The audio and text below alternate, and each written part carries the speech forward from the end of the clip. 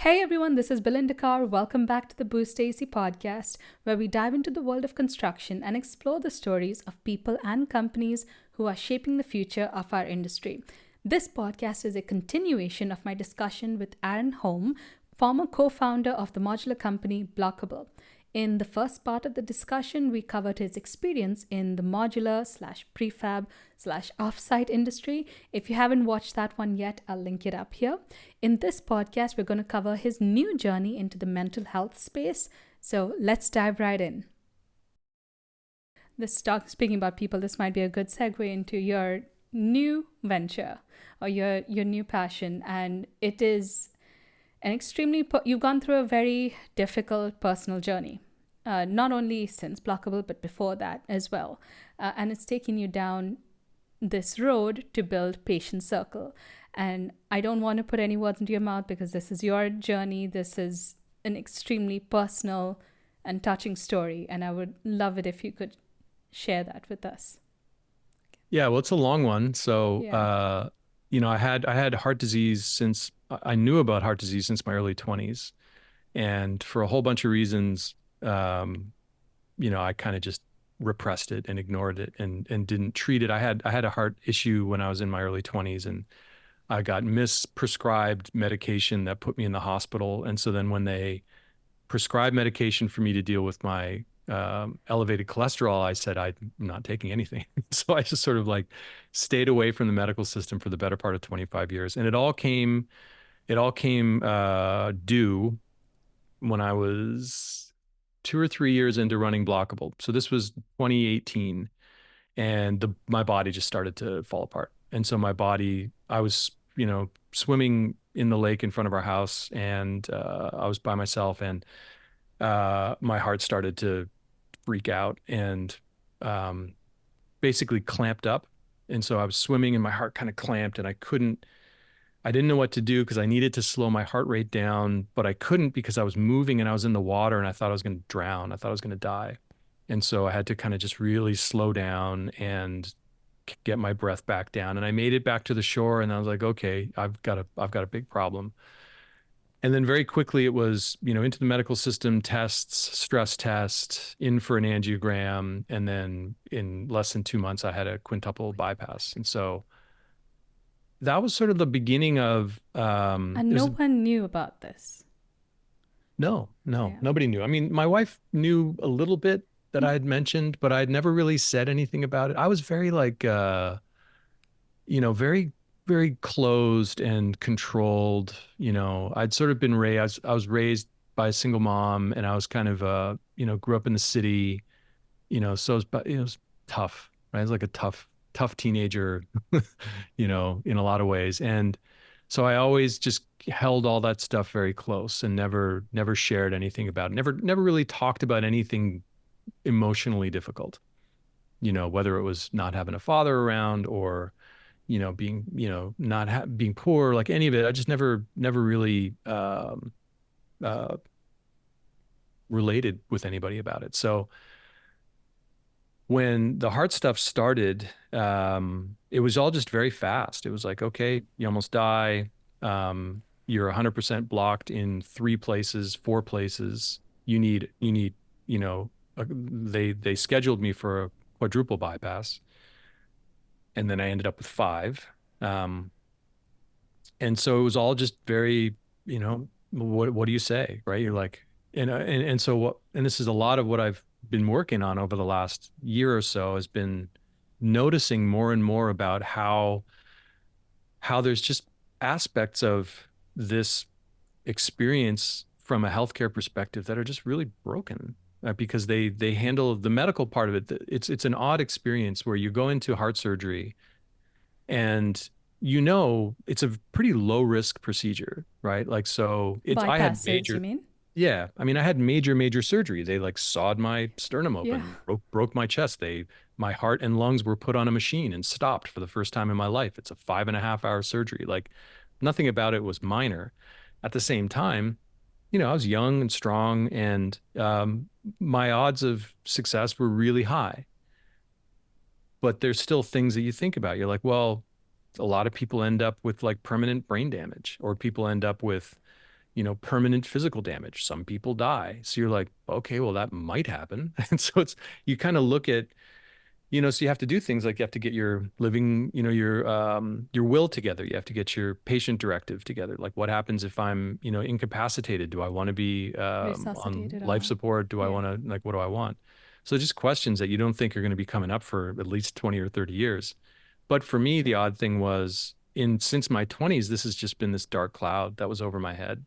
And it was just always there. Like I just never thought, because my doctor told me in my 20s, he's like, if you don't take medication, you'll be dead before you're 40. Right. And I Wow. was like, and I just like, I don't care. I'm not listening. I'm not listening. Like I just didn't listen. I was like, I'm strong. I'm healthy.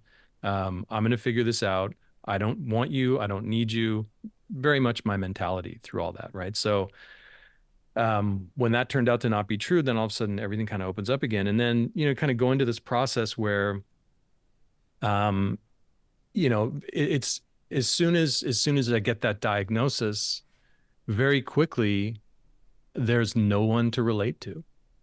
So suddenly I've been told that I'm going to have a quadruple bypass and I know about what that means. So who do I talk to about that? Who is it that is going to be able to understand what that means? Most people, and I just stopped talking to people because as soon as you mention that you're having heart surgery, people freak out. They're like, "Oh my God." And you're like, "Okay." Like, yeah. So it's not helpful. And that's been kind of the genesis of a lot of the stuff I started doing. So when I came out of the heart surgery and it was successful and I started healing, and then I went to cardiac rehab and suddenly I met a bunch of people at cardiac rehab who had just been through it. And I was like, this is amazing. This is so cool to be able to talk to other people who've just been through it. It was my first experience. And then these two different minds are like starting to rev up some kind of cycle, right? Where the one mind is, I've just experienced what it means to go through a quintuple bypass, right? Like I had the experience. So I now know something that, not a lot of people know, but some people know. So I know what it means. I know how it feels to be chronically diseased. I know how it feels to struggle with the identity of being sick, of needing surgery to live, having major surgery that's pretty serious and is dangerous. So I have that experience. And on the other side, I also have the experience of like being an entrepreneur and seeing all these things and being like, why does that work like that? That doesn't make any sense. It's the same reason like with Blockable, like I didn't have a construction background or a development background or an architecture background, none of it. There was just something in the market that didn't make sense. It's like, that doesn't make sense. So And it you seemed, identified a lack of care both pre and post op, and that didn't make sense to you, which is why you started Patient Circle to well, what create didn't that make sense to community. me, so I started a couple things along, it's been, whatever, 5 years of slowly like putting the pieces together to understand like why is this so chaotic. And the first part was peer support, right? I was like, it's great to be able to talk to other people who've been through it. And so I started a not-for-profit up here, Mended Hearts of Puget Sound, and we've been for 3 years now running these peer support meetings. And it's great. People get together, and it's the first chance they get to have that same experience where they're like, "Oh, there's other people who are going through the same thing. Oh, this takes such a load off of me because now I can actually speak to people. And yes, we have the same issue, and yes, I'm having a difficulty getting my energy back, or I have all these strange like sounds and things going on, and other people have them too. That's great." So I've been running that for 3 years, and it's kind of like it's good and it's great to give people patient support. But then, I just start looking at it more and I start looking at the numbers and you're like, wow, there's 500, 600,000 of these procedures every year in the US. And like 40 to 50% of the people who have them become depressed.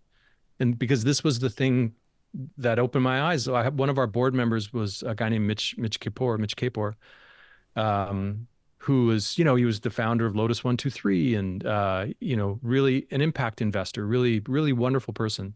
And I called my board when I was scheduled for heart surgery. And the first thing he said is like, are you aware of the prevalence of depression in heart surgery patients? And I was like, no, the first I had heard of it.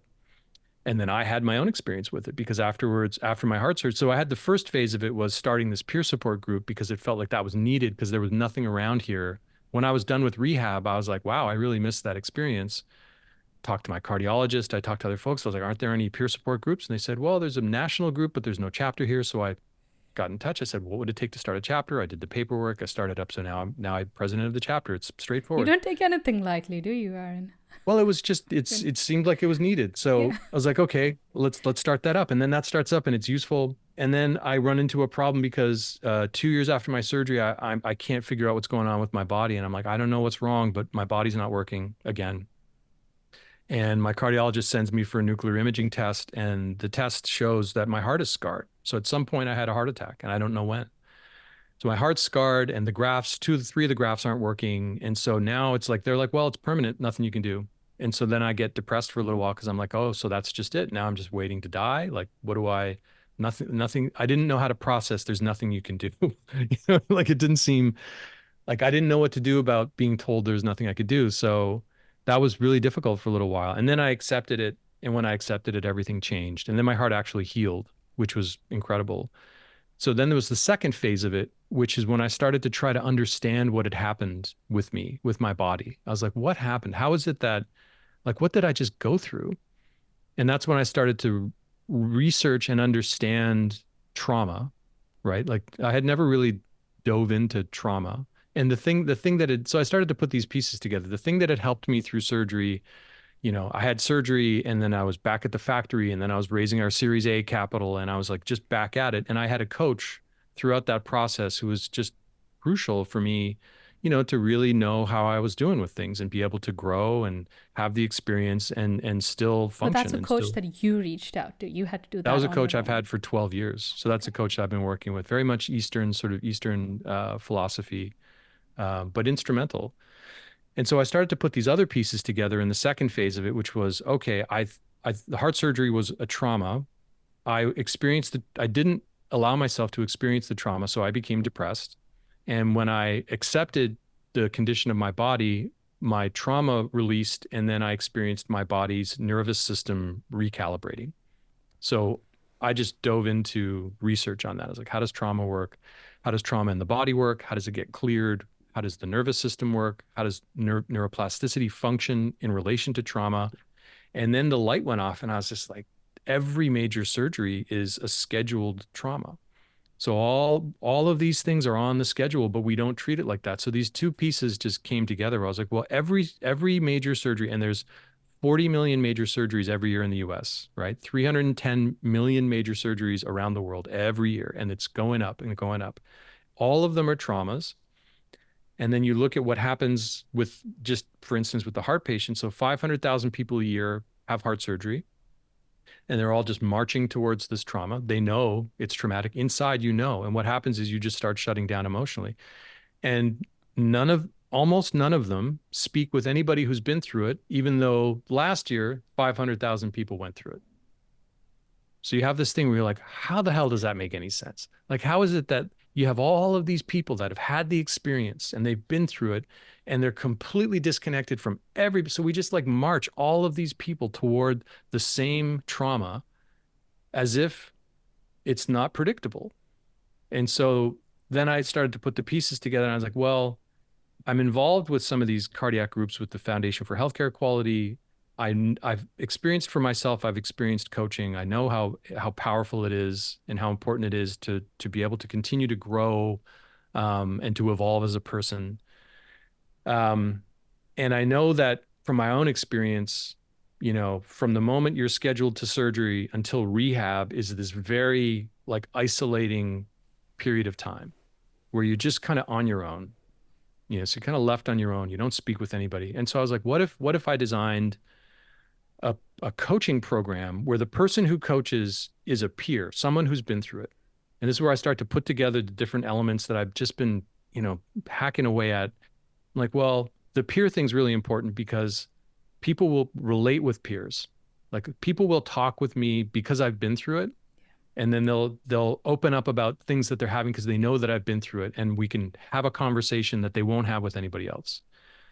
And then with coaching methodology, somatic coaching methodology in particular, you can help the person tune into what's actually going on. So as they're getting ready for surgery, there's a lot of fear, there's a lot of anxiety, there's a lot of uncertainty.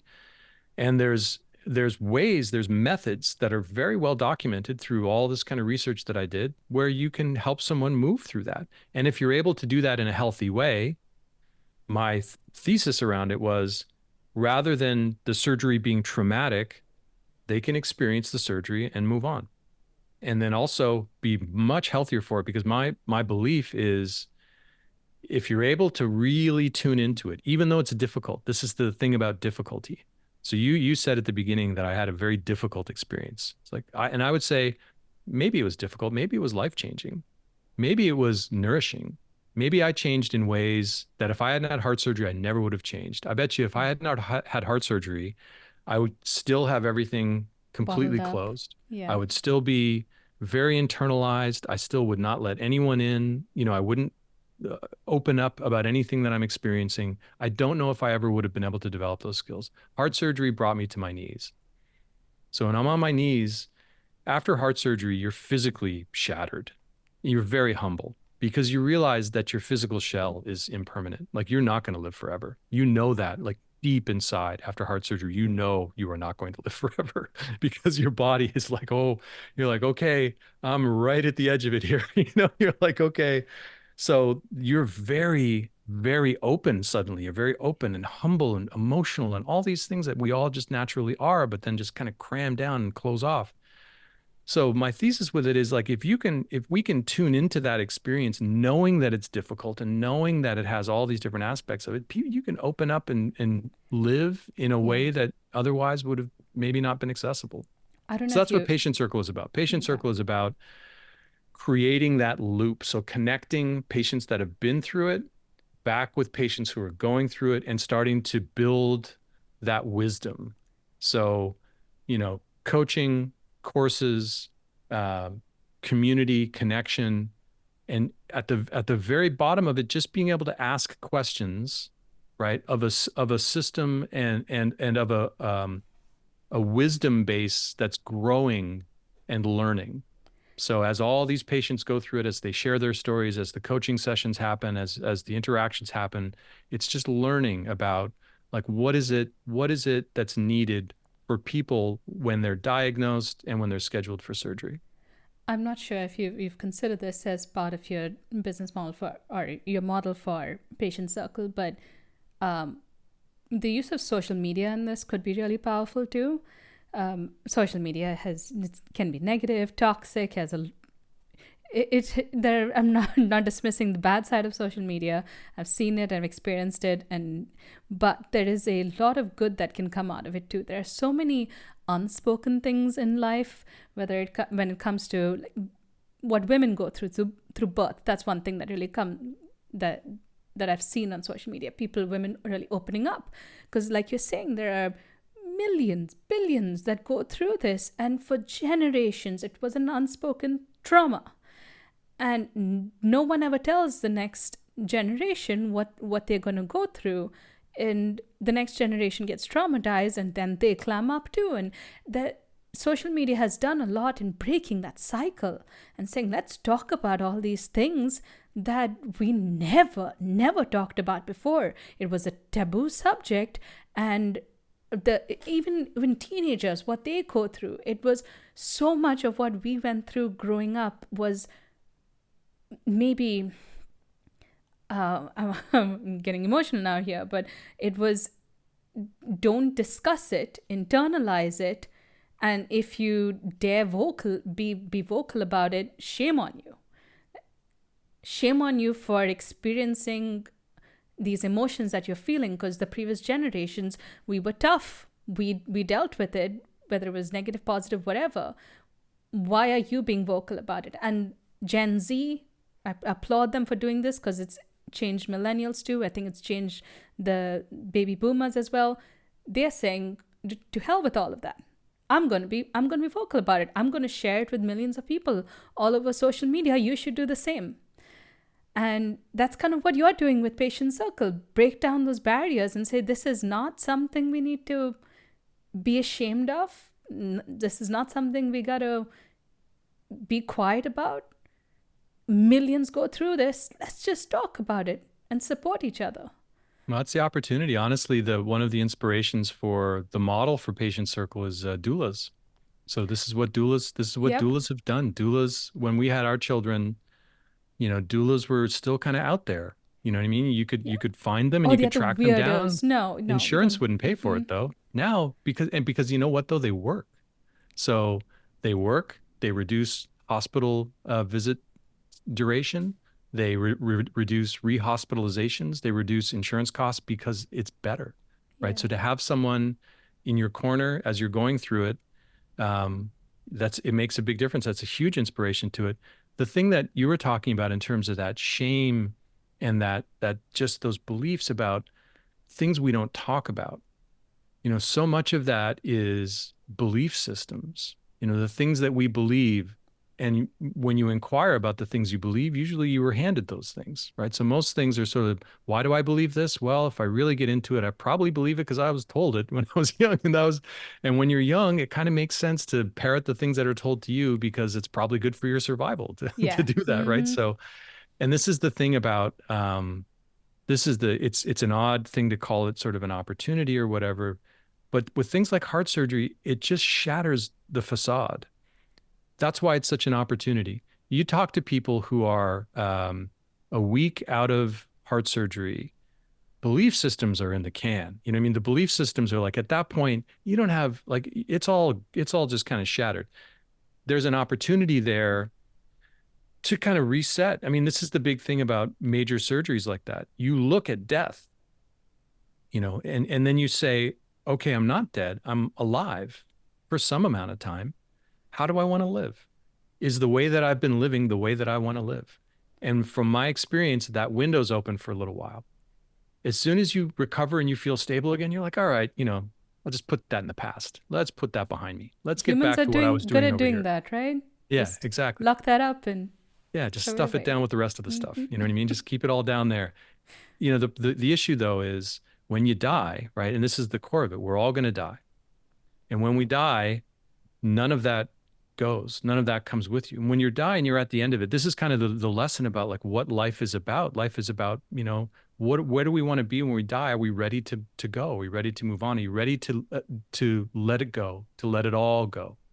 Everything, possessions, money, family, like none of it goes with you, right? And so you get a glimpse of that when you have a major surgery. You get this glimpse of like, whoa, like all of that things I thought were important are not really all that important.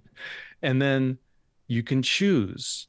So that's why I'm really kind of passionate about this model for it because in my view, it's great that we can help folks with depression. It's great that we can help folks get into rehab and really kind of do those things. But at the deepest level, it's actually an opportunity to wake up to life, like to really wake up to what it means to be alive. And that's no trivial thing. And that goes to what you're talking about in terms of, like when I first was diagnosed and then I was first scheduled for surgery, I didn't tell anybody. I didn't tell my parents. I didn't tell anybody, like nobody. Like I just didn't want anyone to know. I wanted to go through it. I wanted to have my own experience. I just wanted to, and there were very good reasons to do that. But on the other side of it, there was just a lot that I wouldn't want to admit. Like I didn't want to admit that I was sick. Like who wants to admit that they're sick? What does it mean to be sick? What does it mean to have a disease? Right? And that's what I couldn't get my head around. Now I'm healthy. Now my numbers are good. Heart's healed. I almost don't know what to do with myself because I've got all this kind of energy that I can just sort of go and devote to things. But now in hindsight, you're like, that wasn't a weakness. Why was I so hesitant to share that? Because maybe at the time you might have seen it as a weakness. Well, this goes to the thing that you were talking about, which is, what will we talk about and what won't we talk about? Yeah.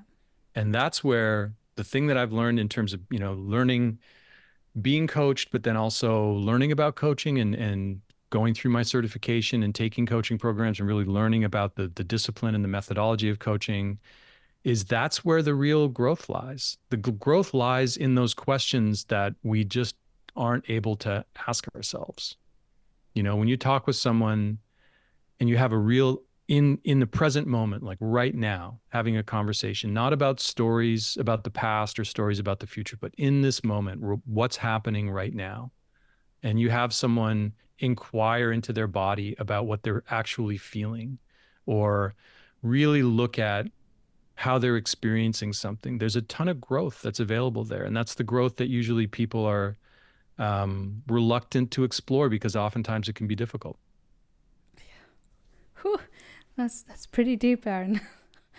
I'm so glad we discussed all that. Like in one way, it seems like a departure of what from what you were doing, but on another hand, like there are so many similarities to it. Just like us talking about Blockable to Patient Circle feels like a natural progression. Like there are similarities between what you did there and what you're doing here in a weird, convoluted way. Like I wouldn't have even thought of that before this discussion.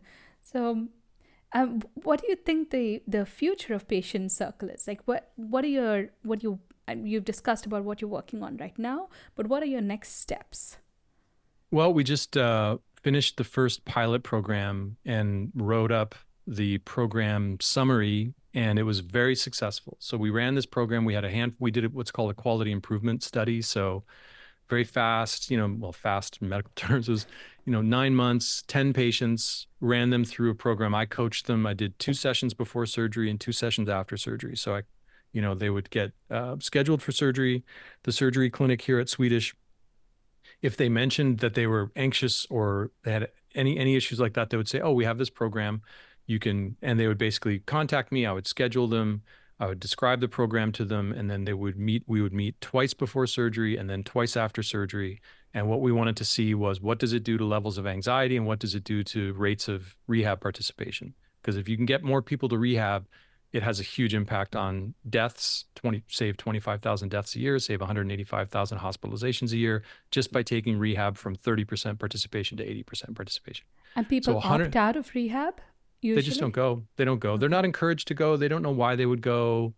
And oftentimes after surgery, people are just in a dark place, so they don't know, they don't, they shut down.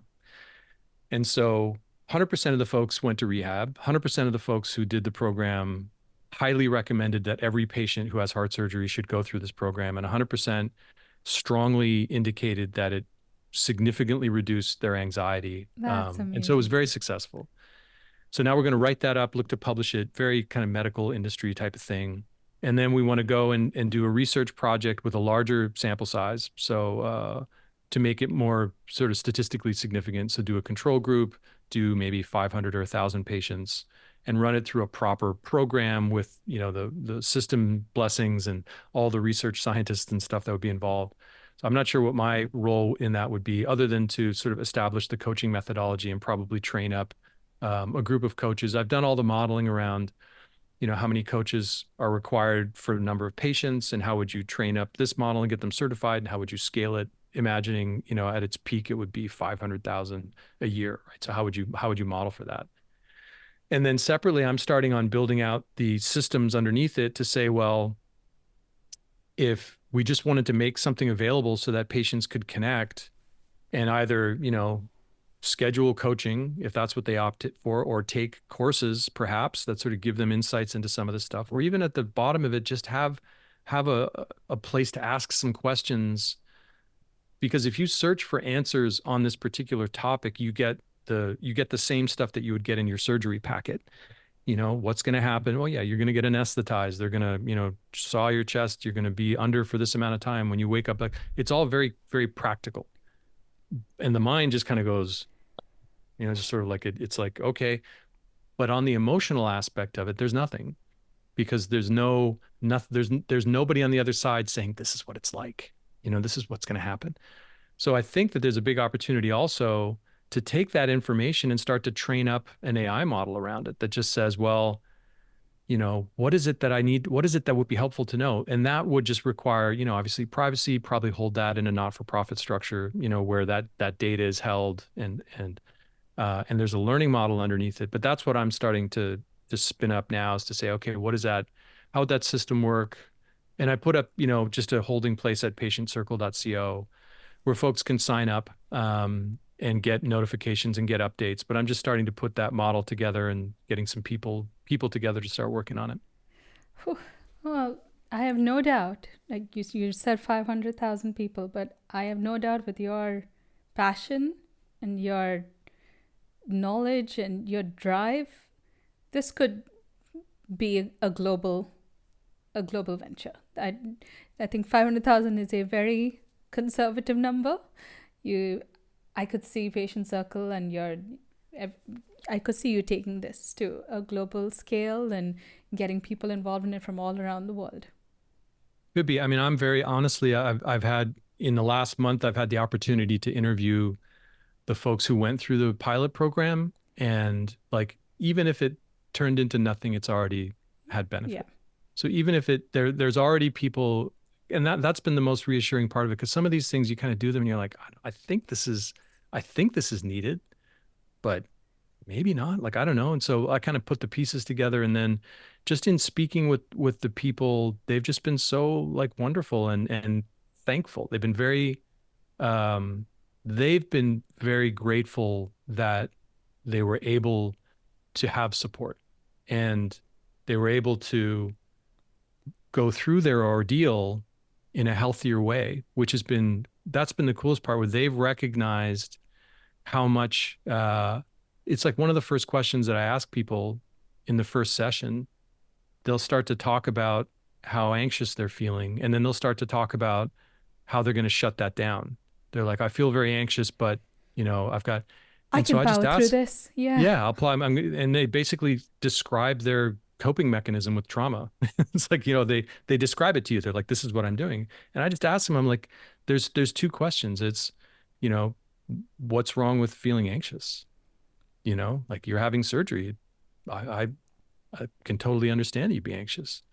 That's one thing. Like, maybe it's okay to be anxious. And the other is, where do you feel anxious? Like, where's the experience of feeling anxious? And then you start to tie into it. And most people, maybe they feel it in their chest or they feel it in their stomach. And you'd be amazed what happens if you just ask someone, where do you, close your eyes, right? Where do you feel the anxiousness? And they start to locate it.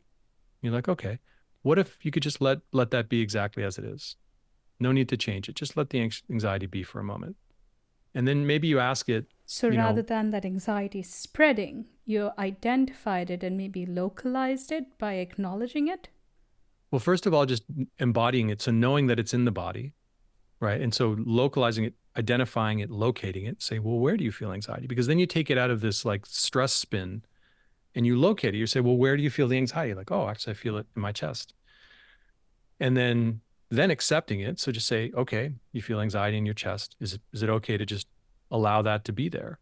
And like, yeah, usually it's okay. And then you go the other side where you say, if you listen to it, what does it have to say to you?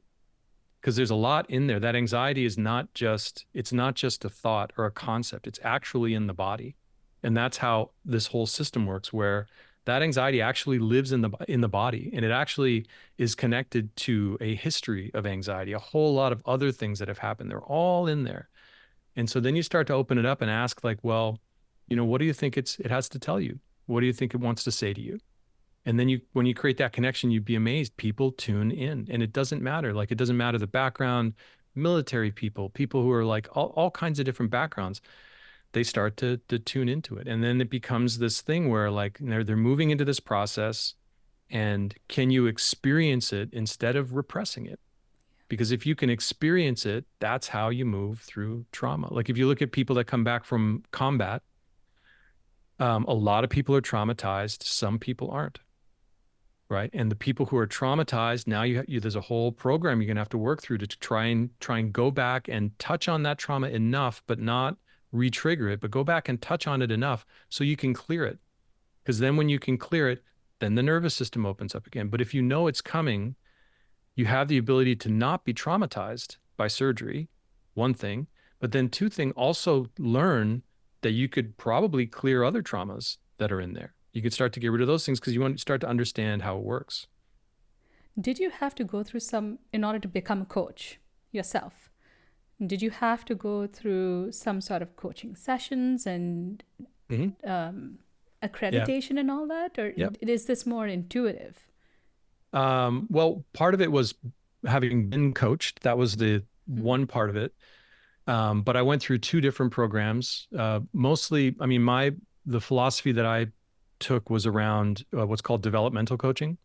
So developmental coaching is very different from therapy, and it's very different from performance coaching.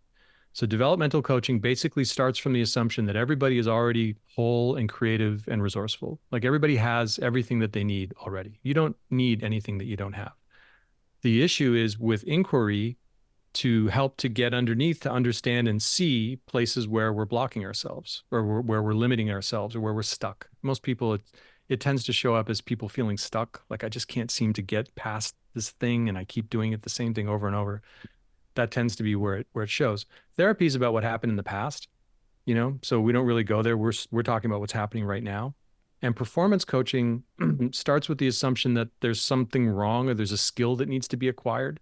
So performance coaching says, well, I don't know how to do this. So if I learn how to do this, then I can do the things that I want to do. So we're going to bolt on some new skills, or we're going to start from the assumption that something's broken or something's wrong.